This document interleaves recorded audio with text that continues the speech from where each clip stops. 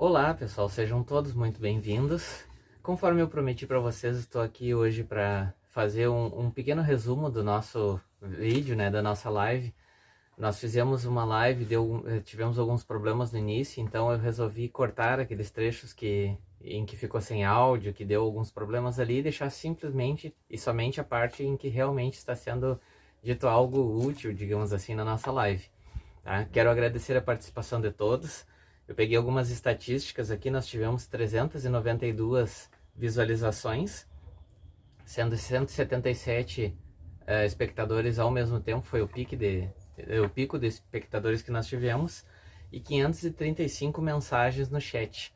Então, fico muito feliz por tudo isso, muito obrigado pela participação de todos vocês.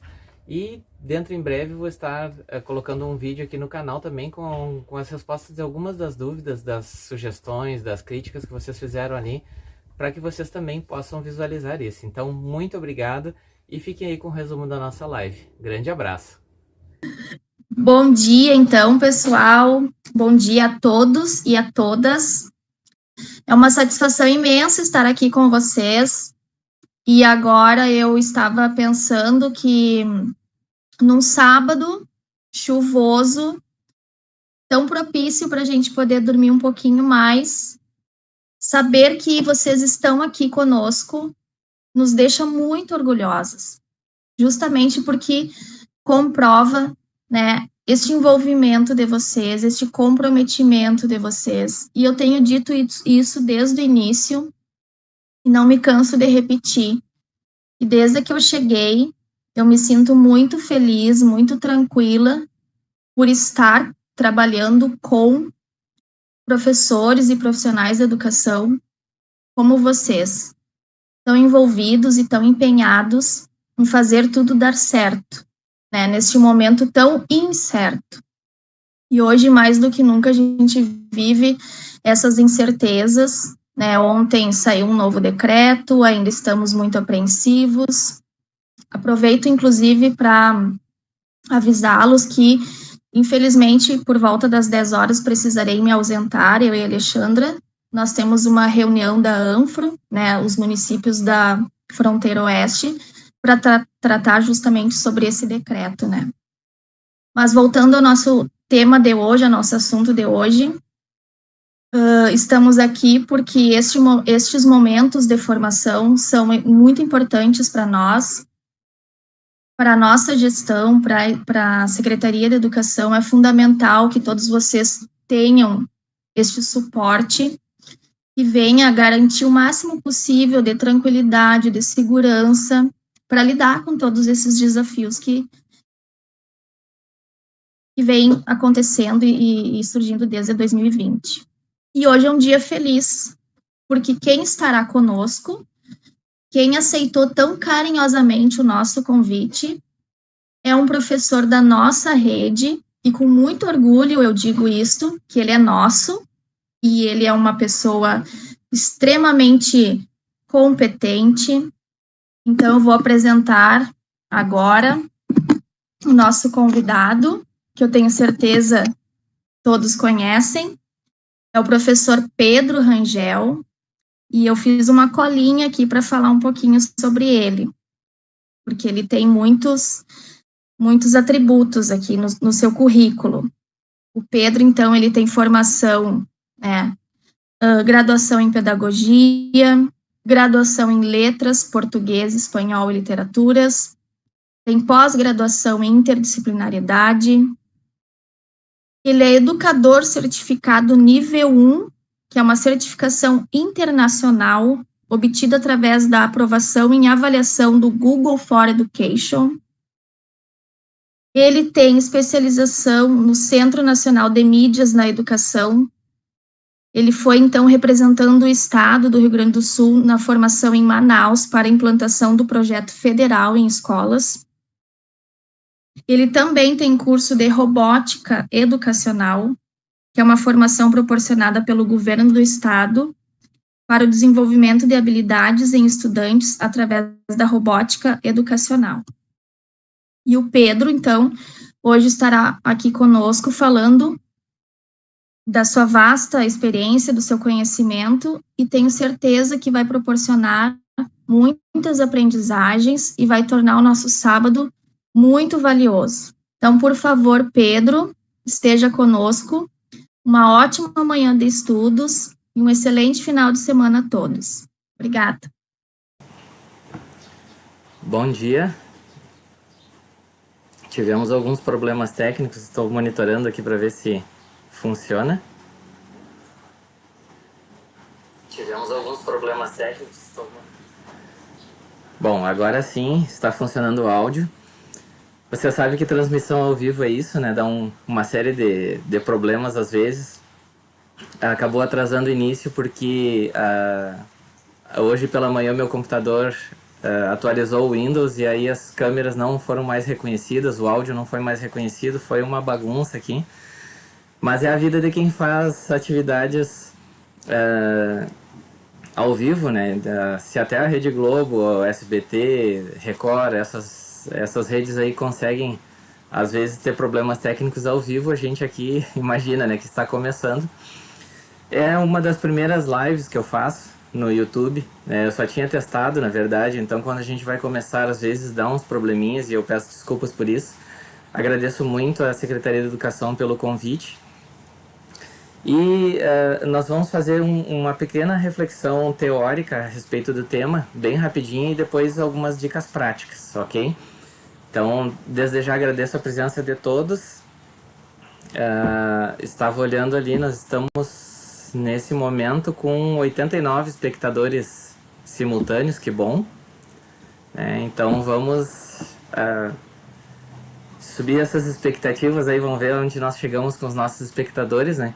Vocês têm, na descrição do vídeo, vocês têm ali o link para fazer a inscrição de vocês, tá? Então vocês vão colocar nome, escola, enfim, e vão fazer ao final uma avaliação ali se vocês gostaram ou não do nosso trabalho. E vocês vão poder ao fazer a inscrição de vocês ou a chamada de vocês ali, vocês vão poder também sugerir temas para próximos encontros que vocês queiram da Secretaria de Educação. Eu já deixei esse espaço ali para que vocês possam sugerir aquelas dúvidas, aquelas vontades, aqueles anseios que vocês têm e que vocês gostariam que em próximas formações da Secretaria de Educação fossem feitas. Então, fiquem à vontade já ali para vocês participarem, ok? Eu vou abrir um PowerPoint para vocês. Então, eu quero falar primeiramente, antes de começar a tratar das questões práticas, né, da questão das habilidades e competências que a educação brasileira põe desde 1996, né, e que por consequência apareceram então nos parâmetros curriculares nacionais, nas diretrizes curriculares nacionais, no Plano Nacional da Educação, na Base Nacional Comum Curricular e no Referencial Curricular Gaúcho.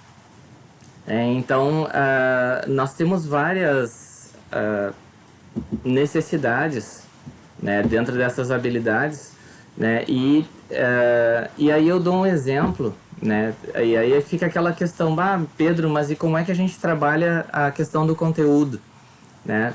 O conteúdo ele está contido nessas habilidades, tá? Por exemplo, quando a gente fala na habilidade de localizar-se, que aparece lá na BNCC e no Referencial Curricular Gaúcho, nós temos vários conteúdos que são trabalhados desde a educação infantil. Por exemplo, lá na educação infantil a gente trabalha acima, abaixo, à esquerda, à direita, dentro, fora, né? Tanto na educação infantil quanto nos anos iniciais, à esquerda e à direita. Nos anos finais e iniciais ainda, os pontos cardeais colaterais, os mapas, latitude, longitude, coordenadas, plano cartesiano. Tem vários conteúdos que são trabalhados para que a criança desenvolva ou para que o adolescente desenvolva a capacidade ou a habilidade de localizar-se. E para que isso aconteça, obviamente, a gente precisa da participação de todos os professores. Tá? Todos eles têm que, desde a educação infantil, desde lá da creche, a desenvolver esse aluno para que essas habilidades, quando ele chegue ao final do ensino fundamental ou ao final do ensino médio, no caso do estado, que esse aluno esteja pronto, então, com essas habilidades. E a gente sabe que no dia a dia, muitas vezes, falta até para a gente, né? essas habilidades. Às vezes a gente precisa rapidamente ali responder esquerda, direita, norte, sul, leste, oeste, né? E aí, às vezes, essa habilidade no momento falha.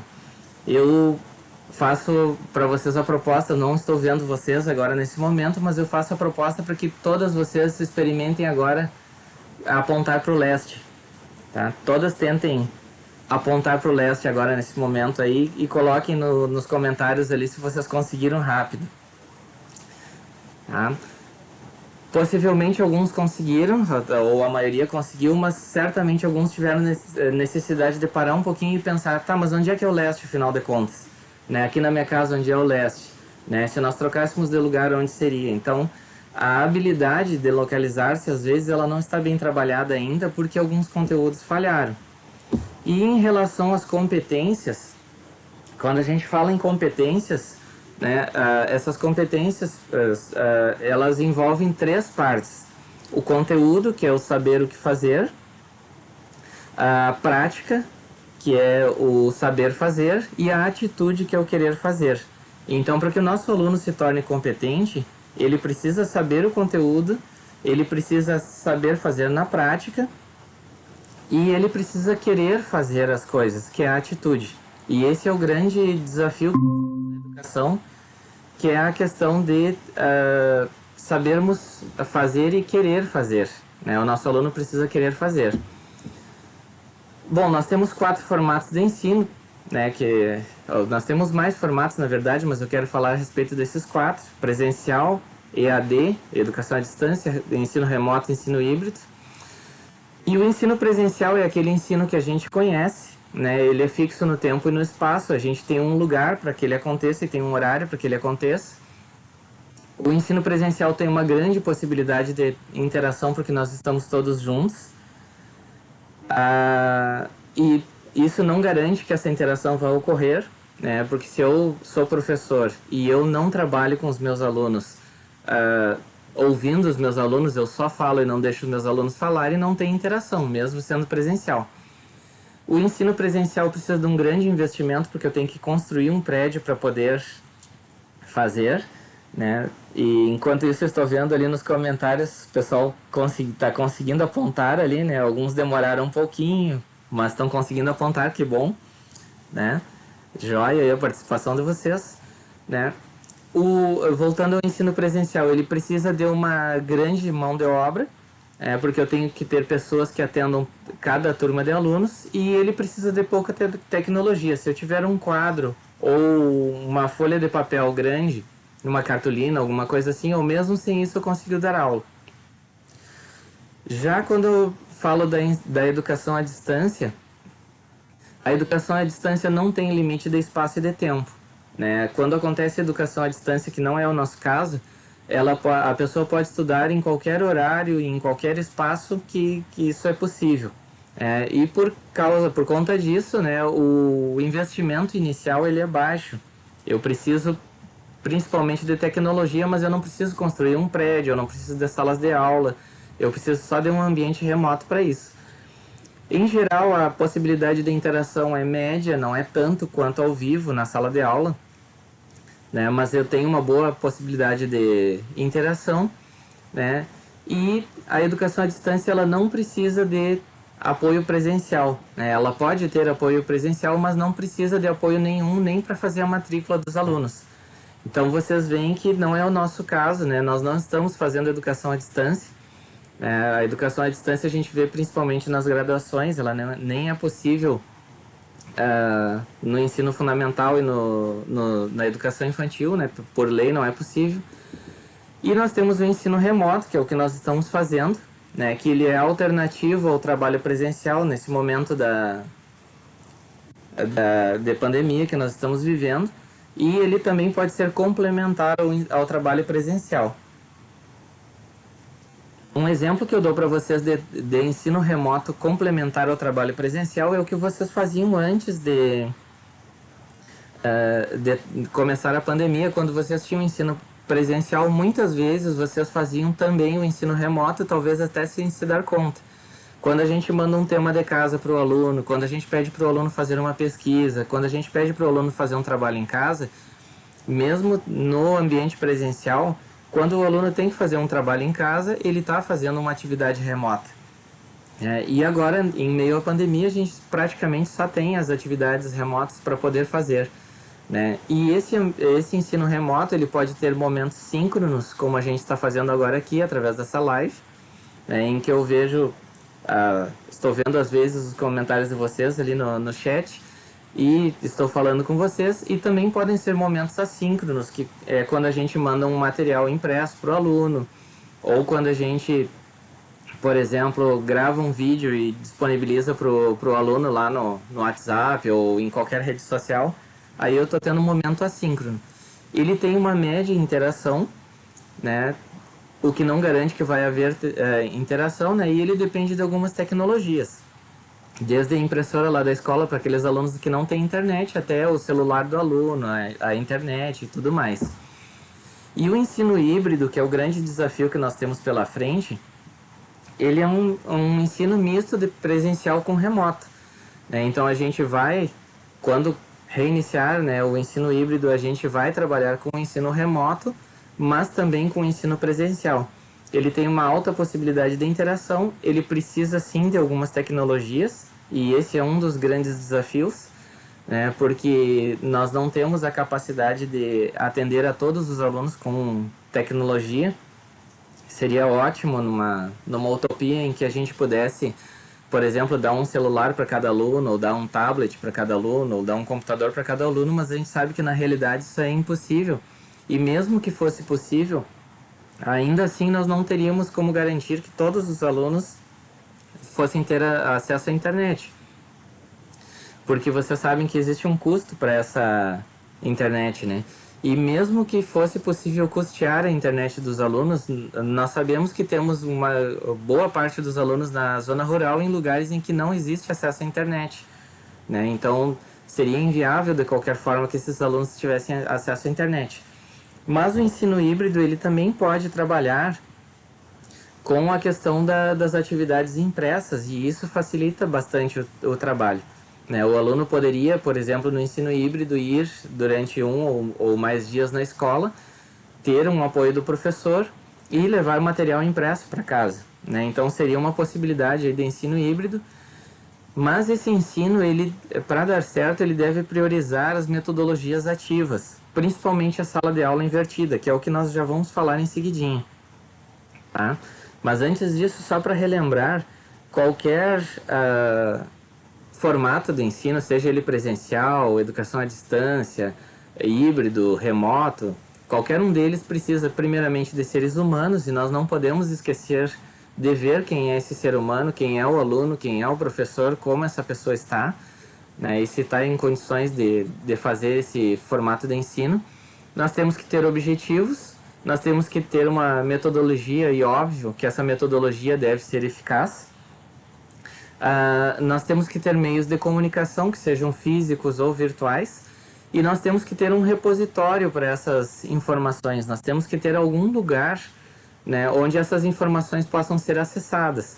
Pode ser o livro que a escola disponibiliza para o aluno, pode ser um caderno, pode ser as redes sociais, um canal do YouTube, um ambiente virtual, enfim, nós temos que ter algum lugar para depositar ou para colocar essas informações para que elas sejam acessíveis para todos. E, evidentemente, né, uma grande parcela de dedicação. E aqui eu quero fazer uma analogia, né, quando nós estamos trabalhando com uma metodologia tradicional, né, eu posso fazer uma analogia entre o quadro verde, ou quadro negro, ou quadro branco que vocês têm na escola, e o grupo de WhatsApp. Numa metodologia tradicional, o professor escreve no quadro e o aluno copia. No WhatsApp também o professor digita e o aluno vai copiar aquilo que o professor digitou ou o print que o professor mandou. No quadro da sala de aula, os conteúdos são apagados com o tempo, porque o professor escreve, ele enche o quadro, aí quando ele termina de encher o quadro, ele dá um tempinho para os alunos terminarem de copiar e tem que apagar, né? No WhatsApp também acontece isso. Quando a memória do celular da gente enche, a gente não tem alternativa a não ser apagar as mensagens do WhatsApp. Então, aquele conteúdo que o professor deu, o aluno também vai ter que apagar num certo ponto, né? Na sala de aula, né? Com o quadro negro, o aluno copia tudo do quadro, mas se ele perder o caderno, ele perde o acesso a todo esse conteúdo que ele já tinha ali. A não ser que o professor ou algum outro colega tenha uma cópia para emprestar para ele, porque ele copie de novo. No WhatsApp acontece a mesma coisa. Então, se o aluno desinstalar o aplicativo, se por acaso alguém mandar num grupo do WhatsApp ali um Travazap, que é um aplicativo que algumas escolas já tiveram esse problema, simplesmente trava toda a internet, trava o WhatsApp, e aí os alunos e os professores não conseguem mais usar o WhatsApp, aí tem que desinstalar e aí você perde tudo. Então, de certa forma, o grupo do WhatsApp ele funciona da mesma forma que o quadro verde ou que o quadro branco, se nós não tivermos alguns cuidados, né? Se nós não mudarmos a nossa metodologia. E realmente, como foi comentado ali no chat, né, a gente tem que conhecer os alunos para a gente ver qual é a metodologia que vai funcionar melhor. Para que a nossa sala de aula, digamos que virtual, não seja simplesmente uma repetição da nossa sala de aula real. Eu achei essa imagem na internet e eu achei ela bem legal, né? A professora está usando um recurso tecnológico, mas na verdade ela só está fazendo a mesma coisa que ela fazia com o quadro na frente de uma tela de televisão. E nesse momento, dessa forma, não adianta, porque a mídia em si ela não garante que vai haver uma maior eficiência ou que vai haver menos eficiência. Né? O que garante isso é a metodologia do professor. Então nós temos que estar atentos, conhecer nossos alunos, saber qual é a metodologia que funciona com os nossos alunos. Eu não posso aqui dar uma receita para vocês, dizer façam isso que vai dar certo em todas as turmas e com todos os alunos de Rosário do Sul ou da região. Isso é impossível porque cada aluno tem a sua particularidade e somente o professor sabe como fazer com que o seu aluno possa aprender.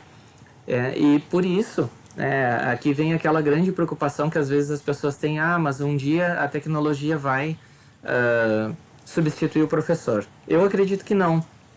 Por mais tecnologia que nós tenhamos, essa tecnologia nunca vai nos substituir. Ela pode substituir em algumas situações. Por exemplo, ao invés de fazer uma reunião com cada uma de vocês, eu estou aqui fazendo uma live no YouTube que vai facilitar com que várias pessoas possam ter acesso ao mesmo tempo a essa informação. Mas eu preciso estar aqui para dar a informação. E só o professor vai conseguir saber como atingir cada um dos seus alunos. Existem algumas experiências feitas, por exemplo, na China está sendo trabalhado com uma tecnologia já com os alunos de educação infantil e anos iniciais, e nessa tecnologia o aluno estuda sozinho com um computador. Então o computador ensina para o aluno, não existe ali naquele momento uma interação, só que tem um professor na sala de aula que fica recebendo o feedback do computador. O aluno trabalha sozinho com o computador e esse professor que está lá na sala de aula, que não está interferindo, esse professor precisa então receber um feedback. Quando o programa observa que o aluno não está conseguindo responder corretamente, o programa avisa o professor e o professor é que vai então fazer o trabalho com esse aluno. Então a tecnologia está sendo usada, mas o professor continua ali na sala de aula e continua atendendo aqueles alunos que não estão conseguindo se adequar à tecnologia. Eu vi ali no chat que alguns estão com dificuldades, né? Parece que travou a live. Mas vocês podem sair e voltar para o YouTube, que aí ele funciona, tá bem? Lembrando, né, não esqueçam, para quem entrou um pouquinho depois ali, que tem que fazer a inscrição ali na descrição. Vocês conseguem fazer depois a inscrição de vocês ali para validar a presença na formação, tá? E como a tecnologia por si só não garante, nós temos que pensar essa imagem que vocês estão recebendo agora aí é uma pirâmide, já provavelmente seja conhecida de muitos de vocês. Ela a fonte dela é da revista Espaços.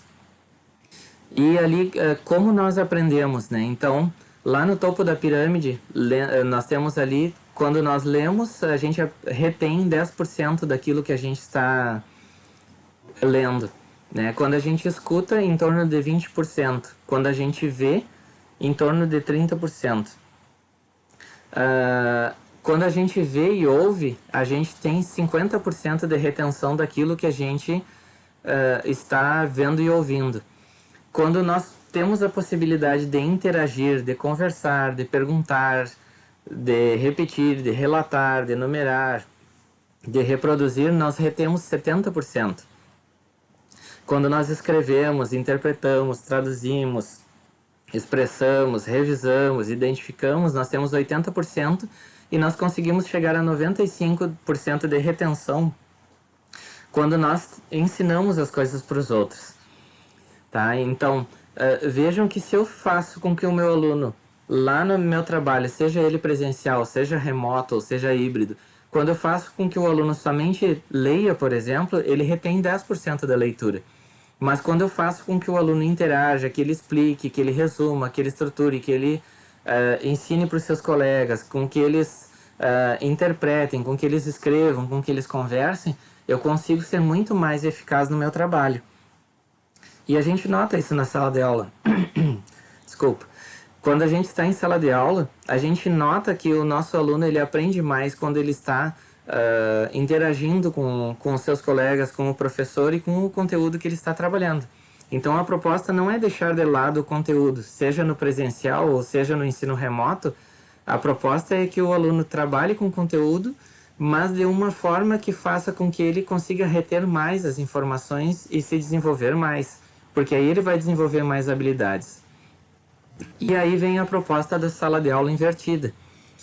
É tão falado agora quando a gente ouve falar em ensino híbrido, e é importante que se diga que o ensino híbrido ele não é uma resposta à pandemia, né? O ensino híbrido ele já vinha sendo discutido antes, já era uma proposta que estava sendo bastante difundida, quando eu fui, por exemplo, em 2018 para Manaus, lá no Centro Nacional de Mídias de Educação, o nosso trabalho, a nossa formação já foi toda em sala de aula invertida. Era um projeto do governo federal da época, né, de desenvolver um trabalho semelhante à TV Escola, e nós lá chegamos a conhecer os estúdios da TV Escola e vimos como funcionava naquele momento em Manaus o uso das mídias com os alunos. Então, lá em Manaus, os alunos de educação infantil e anos iniciais são atendidos presencialmente, da mesma forma que aqui no Rio Grande do Sul. Porém, os alunos dos anos finais do ensino fundamental e os alunos do ensino médio, eles já usam lá há 20 anos o ensino híbrido, para vocês terem uma ideia. Como é que funciona lá esse ensino híbrido? O Centro Nacional de Mídias de Educação tem uma rede de TV, né? Eles usam os estúdios semelhantes aos estúdios da TV Escola, e existe um grupo de professores que dá as aulas através dessa rede de televisão. Todos os alunos têm acesso nas suas escolas, os alunos vão para a escola e eles assistem às aulas desses professores através da televisão. Mas nessas aulas, os alunos têm momentos de interação em que eles podem, né, junto com a televisão, ali tem microfone, tem uma webcam. Então os alunos podem interagir com os outros alunos todos da rede estadual de ensino. Esse projeto lá funciona só com a rede estadual, mas eles já tinham um projeto de ampliar para a rede municipal.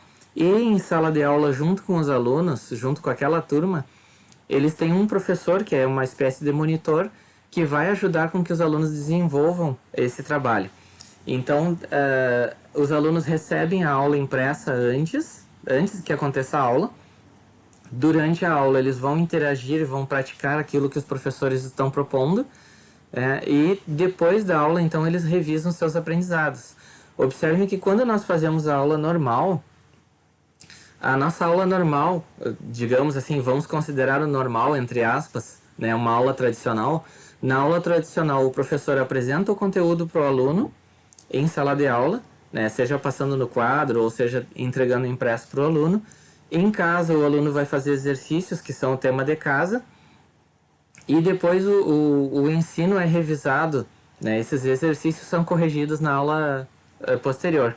Mas vejam que os dois momentos em que o aluno menos precisa do professor são aqueles momentos em que o aluno está conhecendo o conteúdo e aquele momento em que vai ser revisado esse conteúdo, né? Qual é o momento que o aluno mais precisaria do professor? Aquele momento em que o aluno vai praticar os conceitos aprendidos.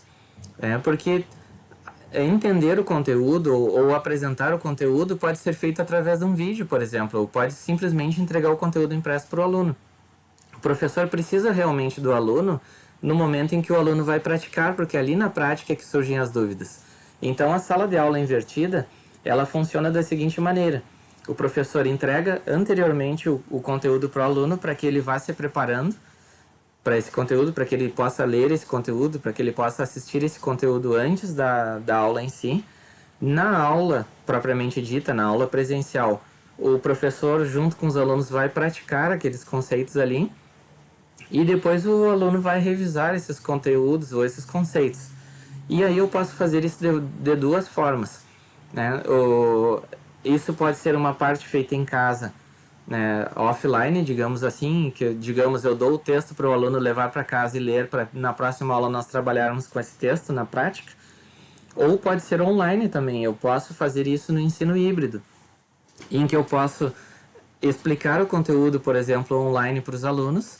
No momento presencial em sala de aula, a gente aproveita e pratica esse conhecimento para ver se os alunos estão entendendo e tirando as dúvidas deles. E num outro momento offline, digamos assim, à distância, a gente pode novamente trabalhar com o aluno pode nos dar esse feedback, por exemplo, através das redes sociais, a gente combina um horário, né, e o aluno nos devolve esse material para que a gente veja se está certo ou não e para que a gente possa criar as próximas práticas. Então, esse momento de ensino híbrido, ele ainda precisa ser bem preparado, obviamente. Eu não tenho como dar uma aula invertida da mesma forma que eu dou uma aula inteira na sala de aula, né? Mas ele vem propor principalmente porque a gente não faça aquele tipo de aula que antigamente acontecia, e eu acredito que hoje já não acontece mais, mas aquela aula em que o professor tinha um período, tinha 40 minutos para trabalhar com o aluno, e o professor passava um texto inteiro no quadro para o aluno e não conseguia explicar nada, né? E aí, na próxima aula, quando o professor fosse explicar aquilo ali, às vezes o aluno não tinha trazido o caderno, ele não tinha mais aquele texto, enfim, o professor perdia muito tempo antigamente fazendo o aluno copiar coisas na sala de aula que poderiam ser entregues ao aluno de outra forma.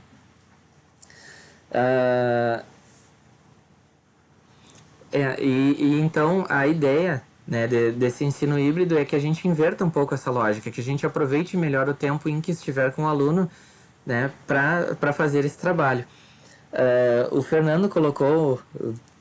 Bom dia, Fernando, tudo bem? Ele colocou ali que o professor vai ter que trabalhar na sala de aula e fora da sala de aula também. Realmente, né, a gente está vivendo uma atividade de ensino remoto agora em que, na verdade, a gente está trabalhando muito mais do que a gente trabalhava no ensino presencial. Mas, por quê? Esse ensino remoto ele acabou sendo aplicado de uma forma muito abrupta. Nós não tínhamos conversado, né, a respeito ainda de ensino remoto, de ensino híbrido. De repente, simplesmente, por força da pandemia, nós estávamos em aula numa terça-feira e aí foi avisado que a partir da quarta-feira nós não trabalharemos mais com os alunos, presencialmente, claro, e simplesmente cada um teve que correr e descobrir uma forma e agora, como é que eu vou fazer daqui para frente? Né? O ideal é que em educação as coisas não aconteçam dessa forma abrupta, mas que elas sejam organizadas de uma maneira em que isso não seja um sacrifício também para o professor. Então, quais são as possibilidades do ensino híbrido que nós podemos ter? O professor ele vai ter uma carga horária semanal, né? E ele vai poder organizar essa carga horária semanal dele de uma forma em que em alguns momentos ele vai estar atendendo presencialmente, né? E que o resto da carga horária dele, ele esteja trabalhando de forma remota com os alunos. E aí cabe ao professor também combinar com os alunos esses momentos de aula remota. Então, por exemplo, se eu sou um professor eu sou professor de português. Então, eu tenho 4 horas de aula com os meus alunos durante a semana. Eu poderia combinar com eles que 1 hora, por exemplo, vai ser presencial na escola, né? E que as outras 3 horas eu vou fazer esse atendimento dos alunos de forma remota. E aí eu vou combinar com os alunos. Bom, vocês podem... Eu tenho isso combinado com os meus alunos. Como eu tenho 60 horas, é impossível eu atender todo mundo ao mesmo tempo. Então a ideia é que a gente combine com os alunos. Bom, eu tenho esse combinado. Vocês podem me mandar o material a hora que vocês quiserem. Mas em tal dia e tal horário eu vou dar o retorno para vocês. Né? Então os alunos sabem que eles podem me mandar pela manhã, à tarde, à noite, de madrugada, no horário que ficar melhor para eles, eles fazem as atividades e me enviam. E eu dou o retorno para eles, corrijo e dou o retorno para eles no horário das minhas aulas. Né? Porque não existe uma outra forma de fazer isso. O professor não vai poder ficar 24 horas por dia à disposição dos alunos no momento em que cada um dos alunos puder, porque senão realmente o aluno não vai parar mais de chamar o professor. São muitos, para quem tem anos finais ou ensino médio, por exemplo, que são muitas turmas, o professor vai enlouquecer, vai adoecer, não vai dar conta do seu trabalho, porque é humanamente impossível isso. Então, a própria rede tem que delimitar uma forma que fique simples para que o professor consiga se organizar e combinar com as suas turmas. Olha, eu tenho tais e tais horários disponíveis para vocês. Né? O ensino híbrido, ele pressupõe que os alunos não vão estar o tempo inteiro em sala de aula também, né? Principalmente nesse momento de pandemia, nós não vamos atender 4 horas por dia o aluno em sala de aula todos os dias, né? Porque senão não é mais híbrido, aí é presencial. Né? Então, nós vamos ter que estudar, né? E não estou trazendo uma receita pronta aqui para vocês, mas nós vamos ter que estudar uma forma de que isso fique viável para a escola, né? Para o sistema de ensino e também para o professor e para o aluno. Né? Como eu disse lá no outro slide, né? Vou retornar um pouquinho aqui, em qualquer formato de ensino, a primeira coisa que nós temos ali, que nós temos que perceber, é que nós somos seres humanos. Né? Os alunos são seres humanos, os professores são seres humanos, a rede de ensino é formada por seres humanos e nós não podemos esquecer disso. Né? Então, a forma como nós vamos pensar esse ensino, ele tem que ser um formato que seja viável para seres humanos. Então, nós vamos ter que encontrar um caminho que seja bom para todos. Né, que não vá... A gente sabe que nesse momento os professores estão esgotados, né, a gente sabe que é muito difícil. Eu vivencio isso com os meus alunos também em sala de aula. Tem momentos em que eu brinco que dá vontade de atirar o telefone longe, de desligar a internet de casa, de não ouvir mais nenhum aparelho em casa, porque realmente a gente se angustia muito com isso. Né? Muitos professores, a gente sabe, a gente conversa com os colegas, a gente sabe, não só aqui em Rosário, mas em outras cidades também, a gente sabe que muitos professores estão tomando remédios, estão se medicando, alguns deles simplesmente não estão emocionalmente dando conta de tudo que precisa fazer, né? Então, a gente tem que encontrar estratégias para que esse trabalho não vá simplesmente acabar com o professor também, né? Porque a gente precisa do professor para a sala de aula, né? E precisa do professor bem, porque se o professor não estiver bem, o trabalho também não vai fluir. Né? Imagine o professor que está doente, que está preocupado, que está cansado, que não consegue mais nem olhar para o telefone porque está toda hora entrando mensagens ali. Esse professor ele não vai conseguir fazer um trabalho de qualidade. Então, nós temos vários aspectos. Nesse momento, quando eu falo para os professores, às vezes dá a impressão de que a responsabilidade recai toda ela sobre o professor. Né? Mas na verdade a rede como um todo tem que se estruturar, né? E aqui eu fico muito feliz que nós temos a Secretaria de Educação junto conosco aqui participando, porque a rede toda tem que pensar numa forma de trabalhar que vai ficar bom para todo mundo, que vai ficar bom para a rede, que vai ficar bom para o aluno, vai ficar bom para o professor, para as famílias, para todo mundo. Então esse é o nosso grande desafio. E obviamente eu não trago aqui uma resposta pronta, mas eu vou trazer para vocês algumas dicas de coisas que nós podemos fazer em sala de aula, né, ou fazer nas nossas aulas virtuais para tentar facilitar um pouquinho, né? A primeira dica, né, que eu coloco aqui para vocês é que a gente se permita usar, né? Se nós não tentarmos fazer, a gente não vai fazer nada, né? Então, eu procuro muitas vezes aqui, quando eu estou fazendo meus materiais, eu fico também procurando fazer o melhor possível, tentar fazer perfeito, sem erro nenhum, né? E o ao vivo, como nós estamos fazendo aqui, ele nos causa muitos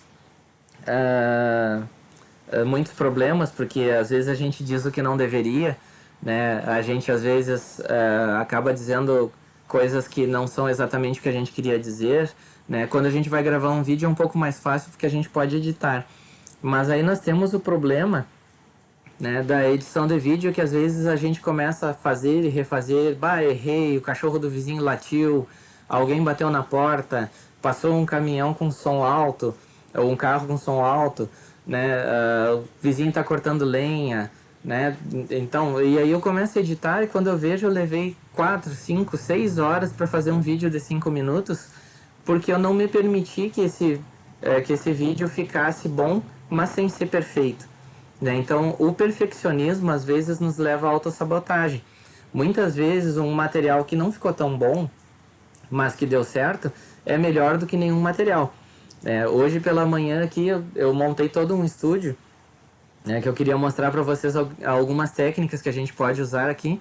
E simplesmente eu montei, das 4 câmeras que eu montei, 3 delas não foram reconhecidas pelo computador, né? Então eu tive que correr e reorganizar tudo aqui para que eu conseguisse mostrar a apresentação de PowerPoint para vocês, né? E isso demandou que eu mudasse tudo e deu errado. Vocês viram ali que o som deu errado no começo da live, não estava funcionando, o vídeo não estava funcionando. Então a ideia é que a gente consiga fazer o possível, né? Fazer o melhor com aqueles recursos que a gente pode no momento. A gente não vai ter todos os recursos, a gente não vai ter as condições perfeitas para trabalhar, né? Que bom se nós tivéssemos essas condições perfeitas, né? Mas a gente normalmente não tem, e mesmo quando tem os equipamentos perfeitos, vocês sabem que tecnologia às vezes simplesmente não funciona, né? Então, existem esses problemas e a gente tem que se permitir usar, né? Fazer aquilo que a gente pode com os recursos que tem, né? Uma outra dica muito boa que eu dou para vocês, pelo menos muito boa na minha opinião, é que no YouTube a gente tem tudo que vocês imaginarem que vocês quiserem fazer, alguém já ensinou lá no YouTube como fazer, né? Então, assim, grande parte das coisas que eu faço, eu faço porque eu pesquisei no YouTube e descobri alguém lá que dizia como é que eu faço isso, né? Então, ainda hoje pela manhã, aqui, quando baixou a atualização do Windows, que desligou todas as câmeras, eu entrei rápido no YouTube ali, como é que eu faço aqui? Mas não daria tempo de fazer a organização que precisaria ser feita agora, então eu vou fazer depois, né, para poder voltar a funcionar minhas câmeras aqui, né? Mas o YouTube ensina como fazer as coisas. E a gente tem as crianças e os adolescentes que são experts em tecnologia. Eles já nasceram num ambiente virtual, né? Eles estão dentro de uma geração que é digital. Nós somos de uma geração analógica. Nós somos de uma geração que foi acostumada a ter medo de mexer em equipamentos, porque Deus o livre mexer e alguma coisa estragar, né? Então, o nosso aluno, ele não nasceu nesse mesmo meio que nós nascemos, tá? Então, o nosso aluno, ele não tem medo de mexer, ele não tem medo de que vai dar um problema, de que vai estragar, e por isso ele consegue se desenvolver melhor nas tecnologias. Então, para nós é um pouco difícil isso, mas se a gente for pesquisando como fazer, se a gente for desafiando as crianças, desafiem os alunos de vocês para que eles façam algumas coisas. Em vez de vocês gravarem todos os vídeos, né, peçam para que os alunos gravem para vocês. Eu acompanho no Face o Face de várias escolas ali e vejo que trabalhos legais que as professoras estão conseguindo fazer com seus alunos, com as criações dos próprios alunos. Eles desenham, eles gravam vídeos, eles gravam áudios. Então, essa troca, né, essa troca de papel do professor com o aluno, ela é muito importante. O professor não vai deixar de fazer o papel dele, que é o papel de gerir, é o papel de indicar os caminhos. Mas ele vai interagir com o aluno. E aí o processo vai acontecer de uma forma mais prazerosa e mais tranquila. Os alunos vão se tornar mais atuantes, os alunos vão conseguir desenvolver mais habilidades, né? E por consequência o ensino vai se tornar melhor e vai diminuir um pouco essa carga que recai sobre o professor. Então, assim, ó, as barreiras vão continuar acontecendo? Vão, né? Mas a gente consegue contornar algumas delas ou remover algumas delas aos poucos, né? E não vai acontecer tudo numa vez só, né? Não tenho aquela angústia assim de, a partir de agora eu tenho que mudar completamente o meu jeito de fazer, de ser, de agir, né? Porque muita coisa precisa ainda acontecer, né? Então, assim, e não pensem que agora a gente vai ter que abandonar tudo que a gente fazia antes, que isso também é uma coisa que a gente tem que pensar, né? Quando eu coloquei, por exemplo, esse slide da professora com a sua aula tradicional, eu tenho que me dar conta que a aula tradicional funcionava. Então, a aula presencial tradicional, ela não está errada por si só, né? Ela funcionava, os alunos entendiam os conteúdos, eles aprendiam a fazer, né? Só que reproduzir a aula tradicional no ambiente virtual, isso sim não funciona, né? Então, tentar fazer as mesmas coisas de uma aula tradicional num ambiente virtual não dá certo. Às vezes, na própria sala de aula já não dá certo porque os nossos alunos hoje estão ansiosos por coisas novas.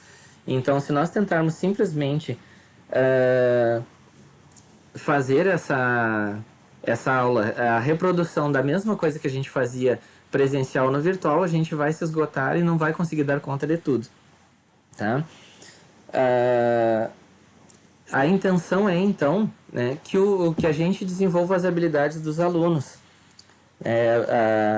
A professora Berenice, que está junto conosco ali, eu quero deixar um grande abraço para ela ali, que ela colocou, né, que em São Gabriel estão investindo nas habilidades dos alunos, né? Eles fazem o TikTok, o Mentimeter, né, e outras tecnologias ali, né, e estão montando uma biblioteca virtual. Agora, que legal essas atividades, né? Porque a gente vai vendo que às vezes dar espaço para que o aluno pratique, para que ele faça, né, é muito bom, né? Ele consegue trabalhar muito mais. Eu estou dando uma olhadinha em algumas questões aqui. A professora Jovilene também colocou ali a questão da exposição no Facebook. Realmente a gente tem que tomar certos cuidados com isso também. A exposição em si é legal, a exposição dos trabalhos dos alunos, eu adoro ficar olhando ali porque eu pego outras ideias também. O professor Fernando também tinha colocado essa questão do Facebook, né? A gente pode ter uma questão de bom senso, eu não preciso divulgar tudo no Facebook, né? É interessante divulgar o trabalho da escola, até para que os pais, as famílias saibam o trabalho que está sendo feito, né? E muitas vezes os pais também gostam de ver as produções dos seus filhos, e eles até cobram, eu quero que meu filho apareça lá, o filho do fulano apareceu no Facebook, ou apareceu sei lá, em outra rede social. Eu quero que meu filho apareça também, meu filho fez um trabalho legal, eu quero que apareça. Mas a gente pode fazer um combinado também em relação a essas questões, né? Não precisa ir tudo para o Facebook, né? O próprio professor poderia gerenciar, de repente, eu sei que existe um Face da escola, mas, por exemplo, nós, no turno da tarde da Escola Leão Varre, nós combinamos com as professoras que elas publicam o que elas acham interessante no próprio Face delas e marcam a escola para que apareça no Face da escola, né? Então não é necessário também que tudo apareça no Face. E o próprio professor pode fazer esse gerenciamento do que vai para o Facebook e do que não vai, tá?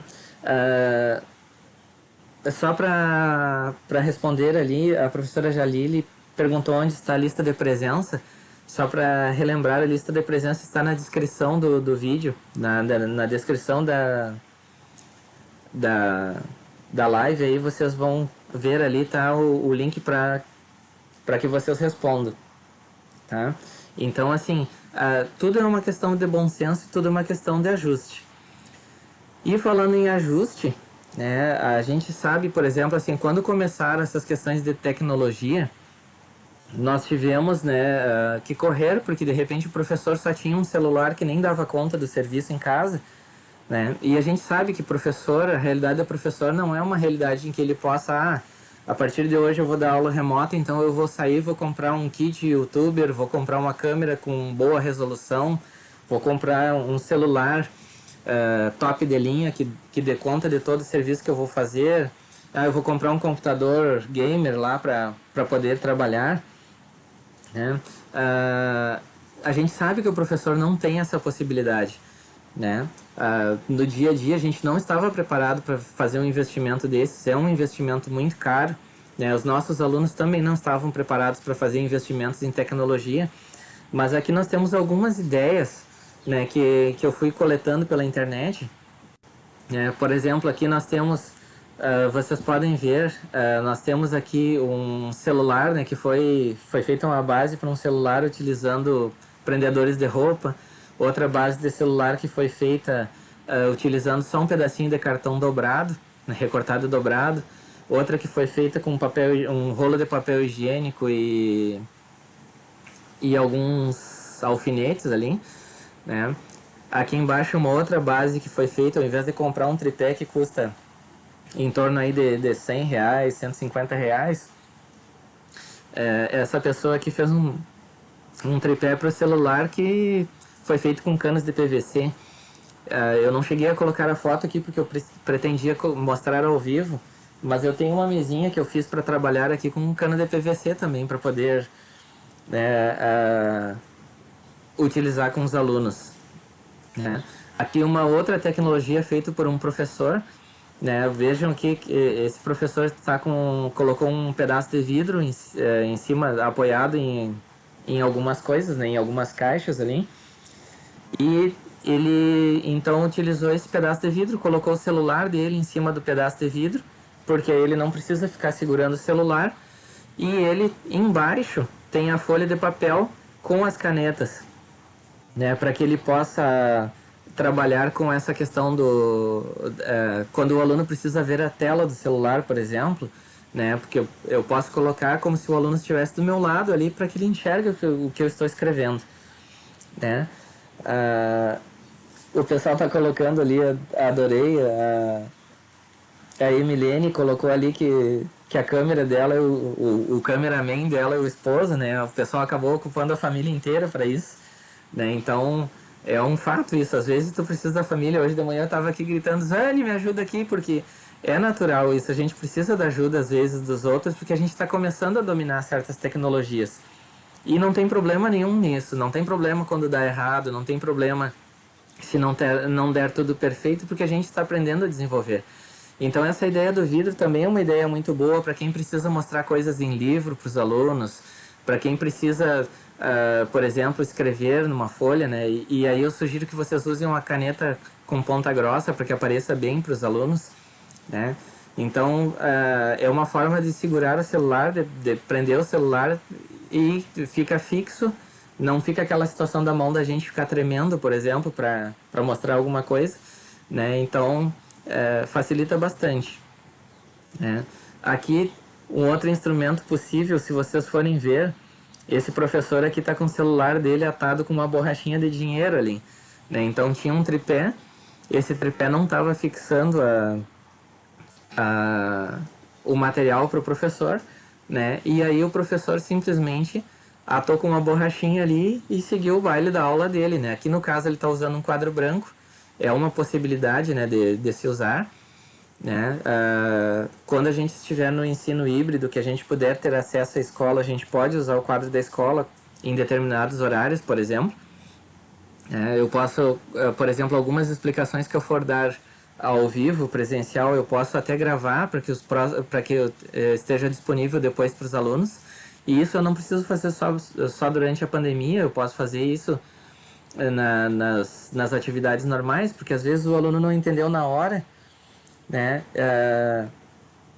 E aí ele pode rever o meu vídeo depois, rever a explicação para tentar entender o passo a passo, pausando a explicação, né, para entender direitinho aquilo ali. Então são possibilidades que eu posso utilizar. Aqui o fundo verde, né, a gente chama de chroma key.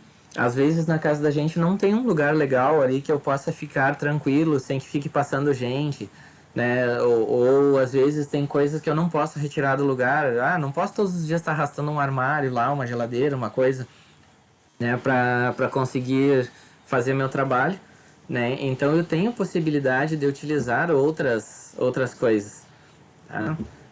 Voltando aqui, se vocês forem ver, esse cenário que está atrás de mim, na verdade, não é um cenário. Observem aqui a minha mão, né? A minha mão some simplesmente, isso aqui não é uma mágica, né? Eu estou usando aqui atrás de mim uma tela verde, né? Estou usando esse recurso de chroma key, né? Para poder simplesmente montar um cenário. Tem um pano verde na minha volta aqui, né? E aí eu posso colocar o cenário que eu quiser, com a imagem que eu quiser, inclusive com imagens do próprio conteúdo que eu estou trabalhando, né? Então é uma possibilidade. Depois eu vou gravar para vocês alguns vídeos a respeito do chroma key, né? Para que vocês vejam como é que ele funciona, né? Que aplicativos que a gente usa para isso, como é que dá para fazer. Não se preocupem que eu não vou falar sobre isso agora na live porque as minhas câmeras não funcionaram aqui, mas eu vou gravar o vídeo e vou deixar disponível para vocês também, tá? E nós temos aqui também, né, a questão da iluminação. Eu coloquei aqui um exemplo de uma iluminação caseira, né? É um pote de sorvete que foi pintado de preto, né? E foi deixada a tampa branquinha como é ali, porque às vezes a lâmpada ela é muito forte e ela dá um foco que deixa a gente com uma cara de fantasma, assim, muito branco, muito... né? E então a gente pode fazer isso, ó, pega um pote de sorvete e põe um suporte de lâmpada dentro dele, né? Aqui foi pintado de preto, mas nem precisa pintar de preto se não quiser, tá? E quando vocês têm tampas de sorvete coloridas, é mais legal ainda, porque vocês podem trocar a cor da iluminação de vocês, né? A Ariel aqui colocou que montou uma cortina de TNT verde, pode ser uma parede com a cor lisa, não precisa ser verde, pode ser qualquer cor, né? Porque vocês podem escolher no chroma aqui a cor que vocês quiserem, tá? Então vocês podem usar, por exemplo, uma parede lisa que vocês têm. Se vocês tiverem uma parede que não tenha nada atrás, vocês já podem usar como para fazer o chroma key, né? E podem fazer uma iluminação caseira aí, compram uma, duas lâmpadas, pega o abajur lá do quarto atrás para fazer a iluminação, dá tranquilo. Quero mostrar aqui é uma montagem que nós fizemos aqui em casa para dar algumas aulas, né? Vocês podem ver aqui, vocês vão ver que essa parte que está brilhando aqui são 2 potes de sorvete, né? Eu fiz aqui a haste dele. A haste dele é um fio de luz grosso. Eu coloquei só um pedacinho de conduíte que eu tinha aqui em casa. Eu tinha feito uma obra e sobrou um pedacinho de conduíte. Eu coloquei só para enfeitar ali. Os suportes são feitos com cano de PVC. Aqui não, vocês vão ver que até tem um tripé que eu já tinha. Como eu já tinha o canal do YouTube, eu fazia o uso já do tripé, né? Mas é uma mesinha com uma cadeira na frente e o computador. Coloquei essas lâmpadas para iluminar, para ficar melhor. E uma tela verde atrás. Simplesmente pendurei um pano verde ali, né? Aqui dá para ver também, né, o pano verde e tá pronto, né? Aí no programa depois a gente faz essa mudança para que vocês consigam enxergar. E o programa que eu uso é o OBS Studio. A gente também tem uma questão que é importante. Quando a gente vai trabalhar, além da questão da tecnologia que a gente precisa então também do software, né? Ou seja, dos programas que a gente vai usar. E a gente sabe que muitos desses programas são pagos e são caros. Então a gente tem, por exemplo, programas de edição de vídeo no celular que são maravilhosos, mas que o professor vai ter que pagar R$ 15 por mês, por exemplo, para utilizar o programa. Não é viável para a gente estar investindo tanto assim. Então, o que nós podemos fazer, por exemplo? Esse OBS Studio é um programa gratuito, não precisa pagar nada. Eu consigo fazer essa live que eu estou fazendo agora para vocês, por exemplo, ela está sendo feita através do OBS. É ela que manda as imagens para o YouTube e aí eu consigo selecionar a cena que eu quiser para aparecer. Tá? Depois eu vou gravar alguns vídeos para vocês, vou colocar aqui no canal sobre como usar, como instalar e como usar o OBS Studio. Tá?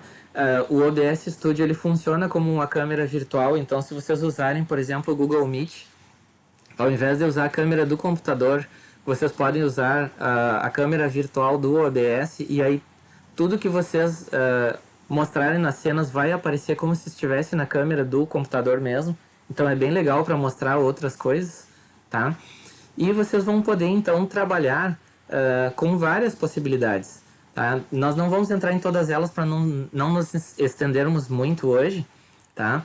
Mas eu quero dizer para vocês que com poucos recursos, com algumas ideias, vocês vão conseguir fazer muita coisa. Tá? Antes de fazer os agradecimentos, eu quero voltar num slide aqui, aproveitar e fazer meu merchandising também. Né? Alguns já sabiam que eu tinha um canal no YouTube, mas muitos estão descobrindo hoje que eu tenho um canal no YouTube. Tá? Então fiquem à vontade para curtir os vídeos, para compartilhar. Já tem alguns vídeos explicando algumas coisas no canal aí para quem quiser aprender sobre tecnologia e sobre outras coisas. O meu canal é uma miscelânea enorme, tá? Tem desde vídeo ensinando a consertar arranque de Fusca até teatros. Tem vídeos explicando como utilizar recursos aí por exemplo, programas, né? Como usar o Word, como usar o Excel, enfim, outros programas assim. Tá? Então fiquem à vontade para curtir, compartilhar, para se inscrever. O meu canal agora tem o Seja Membro também, se alguém quiser patrocinar o canal aí, fique à vontade também. Tá? Aí tem acesso a outras possibilidades, vocês podem clicar embaixo ali no botão Seja Membro.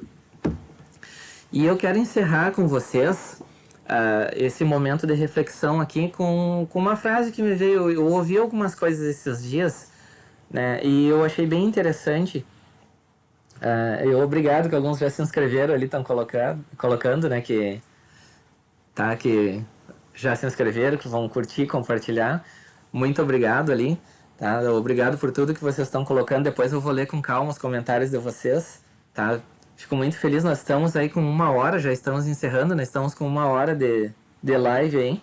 173 pessoas ao vivo, sinal que, né, alguns gostaram aí da atividade, que bom. E eu quero encerrar com essa mensagem aqui. Há professores em grandes universidades que, com orçamentos astronômicos, constroem naves para levar seus alunos ao espaço. E, na educação infantil, há professores que conseguem fazer isso apenas com uma caixa de papelão. Então, a ideia é que a gente pense o seguinte: óbvio que seria ótimo se a gente tivesse um orçamento astronômico, né, para construir equipamentos maravilhosos, se nós tivéssemos conhecimentos absurdos sobre toda a tecnologia e tudo mais. Mas a gente vê que tem professores lá na educação infantil que pegam um pedacinho de papelão, uma caixa de papelão, pegam um pedacinho de madeira, pegam qualquer sucata e viajam com seus alunos fazendo isso, né? Tem professores de anos iniciais, de anos finais, de ensino médio, que pegam qualquer recurso baratinho, coisas que iriam até mesmo para o lixo de repente, mas pegam isso e conseguem fazer maravilhas. Então, a ideia que a gente tem, que eu tenho sobre isso, é que mesmo quando a gente não tem os recursos perfeitos ou a habilidade perfeita para fazer alguma coisa, a gente pode ir fazendo e pode ir trocando essas ideias com os outros. Então, a proposta é que fique, né, essa dica aí principal de que a gente consegue fazer muito com pouco também, né? Embora o ideal é que se proporcione muito. Tá? Então, quero agradecer para vocês, né, agradecer à Secretaria de Educação por esse convite, agradecer a Jalusa, a Alexandra que me convidaram, agradecer a todos vocês pela paciência hoje, por todo esse trabalho que a gente conseguiu fazer. Esse vídeo vai ficar aqui no YouTube depois para vocês reassistirem, tá? Peço desculpas pelas falhas que aconteceram e deixo aqui para vocês também as minhas redes sociais. Se vocês quiserem me procurar lá, é só procurar o Pedro Rangel lá que vocês acham, tá? Podem entrar em contato comigo. E eu prometo que depois, na medida do possível, eu vou respondendo os comentários de vocês aqui no YouTube. Tá bem? Então, muito obrigado. Um bom domingo para vocês. Um bom sábado, final de sábado também. Né? Esse sábado com uma chuvinha aí dava para ficar dormindo até tarde, como a Jalusa disse. Né? Mas a gente está aqui...